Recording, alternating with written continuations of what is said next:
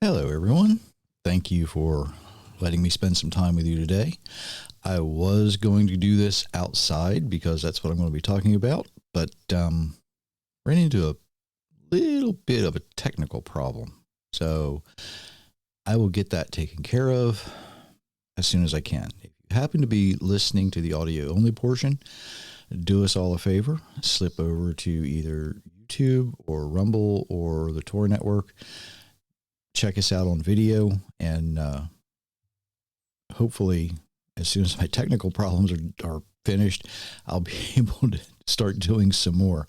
But give us a like, share, and all those good things, and just help spread the word easier. That's what we're trying to do, right? Yeah, it technology is great when it does what I want it to do, but sometimes I have to learn to use it the way it likes to be used, and that doesn't always make sense to me. So, just saying. I I had a conversation with a good friend a few weeks ago about why the word city, when it is first used in the Bible, has such a negative context. And just a couple days later, there was an article from the BBC that was titled, "How 20 Minutes of Nature Can Boost Your Health." Imagine that. Now, I've talked a lot about this. Okay, I really have. And I even included it in one of the books available at authorjerrymitchell.com if you're interested. So check that out. Got that advertisement out of the way real quick, didn't I?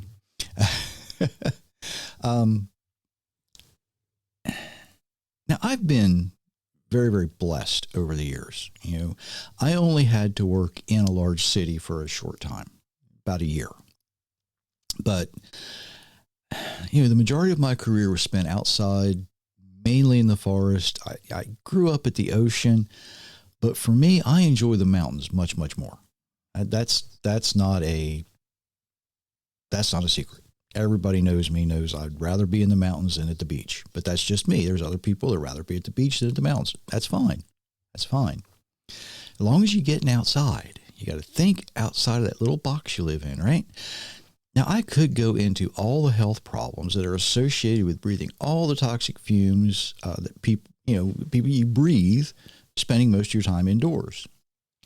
You think your house is clean, and it very well may be. But sometimes what we use to accomplish a clean home, it's just not as healthy as it should be. And all of those fumes, all those chemicals, they get trapped in your house. They get trapped in your workplace. You have maybe you got pest control people coming in. I'm not going to go into all that. That's for a different time. What I want to look at is the biblical reason that when people group themselves together in a large city or an urban area, it's considered such a negative thing. And if we look at Genesis 4:17, we read, Cain had relations with his wife. She conceived and gave birth to Enoch, not the one you might be thinking of. Then Cain built a city and named it after Enoch. Now, the first time we see the word city in the Bible, even though it doesn't come across negative in English, it comes across negative in Hebrew. Now, the word city in Hebrew is Ir, or Eir. Kind of depends on where you're from, how do you pronounce it.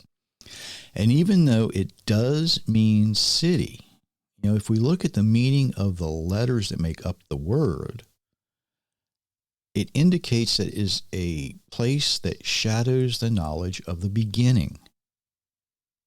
That's kind of weird, isn't it? Question should be, what beginning, right? Well, think of it this way. In the beginning, God. You look at the cities around the world today, and what do we see? We see places that more often than not reject God. Cities are where we find the most people congregated together, of course, but they also have the most crime, the most disease, the most corruption. In other words, records the most sin, right? Las Vegas, Nevada, still called Sin City, and it's called that for a good reason. Think of one. They're all there. I've been there, and it is Sin City.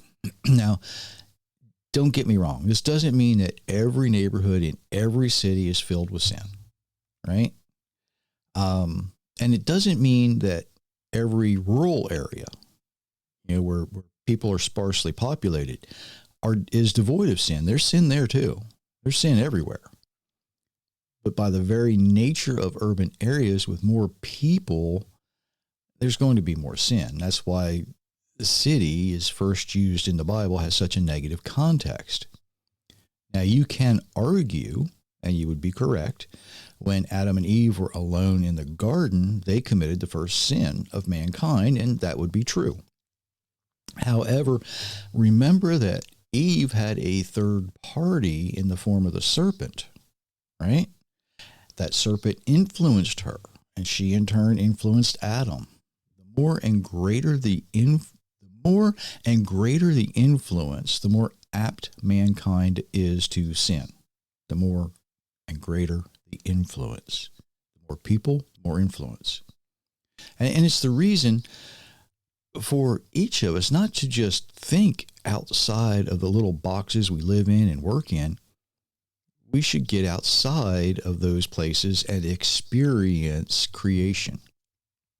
And I'd really love to make a little joke here about, hugging a tree, but I won't. I'm not going to go there. It's fall, okay? Most places around the world are not too hot, not too cold. You can actually get outside and experience and enjoy creation. If you live in a major urban area, go for a walk. Walk in the park. Walk along the beach. If you're close enough, go find, there's a lot of places that are putting in hiking trails and biking trails. You can go and take a walk. If you're not able to walk, get outside somehow and actually enjoy nature. Enjoy creation. If you can't do that, can you open a window? Now, I know there's some places, that don't have windows that open. I understand that. But do you realize that years ago, hospitals had entire rooftops where they would take patients to get them in the sunshine and to get them outside, breathing fresh air? And I know it's really, really getting hard to find a place to do that without, traffic fumes or other pollutants that contaminate the air.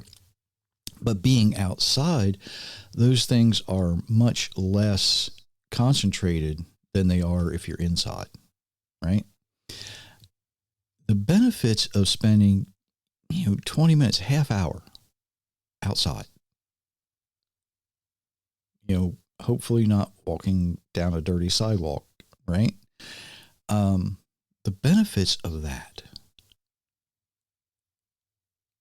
not only from a biblical standpoint, but apparently from now a scientific viewpoint.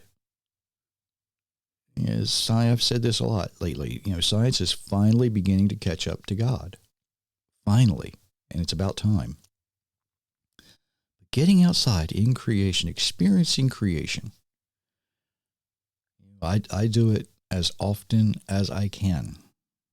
And where I live, it's kind of easy. I can kind of step out my door and I'm there.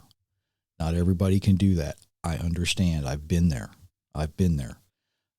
Living in the city was one of the worst experiences I had. But that's me. A lot of people like the city life, and that's fine. But remember, go to the park. Go do something. Get outside. Enjoy creation.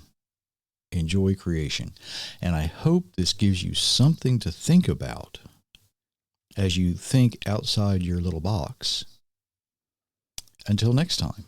And until next time, I do wish you many, many blessings, everyone.